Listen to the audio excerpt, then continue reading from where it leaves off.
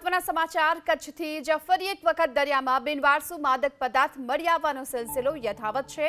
Marine કમાન્ડોની ટીમને patrolling દરમિયાન આજે ચરસના વધુ 10 પેકેટ મળી આવ્યા છે। સૈયદ સુલેમાન ટાપુ પરથી બિનવારસી હાલતમાં પડેલા કોથળાની તપાસ કરવામાં આવી તો અંદરથી ચરસના 10 જેટલા પેકેટ મળી આવ્યા છે। આ તરફ કચ્છના ક્રીક વિસ્તારમાં પણ બીએસએફના જવાનો પેટ્રોલિંગમાં હતા। એ સમયે 150 કરોડ રૂપિયાની કિંમતનો બિનવારસી ડ્રગ્સનો જથ્થો મળી આવ્યો। જપ્ત કરાયેલા આ ડ્રગ્સમાં સિન્થેટિક હેરોઇન ચરસના પેકેટ પણ મળી આવ્યા છે। જો કે પાછલા એક સપ્તાહની વાત કરીએ તો અહીં 150થી પણ વધુ પેકેટ્સ બીએસએફે જપ્ત કર્યા છે।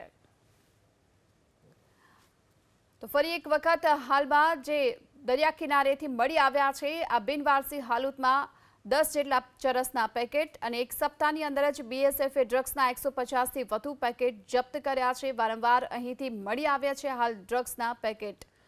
જો કે આ વખતે જે ડ્રગ્સના પેકેટ મળી આવ્યા છે તેમાં સિન્થેટિક હેરોઇન અને ચરસના પેકેટ હોવાની પણ શક્યતા છે।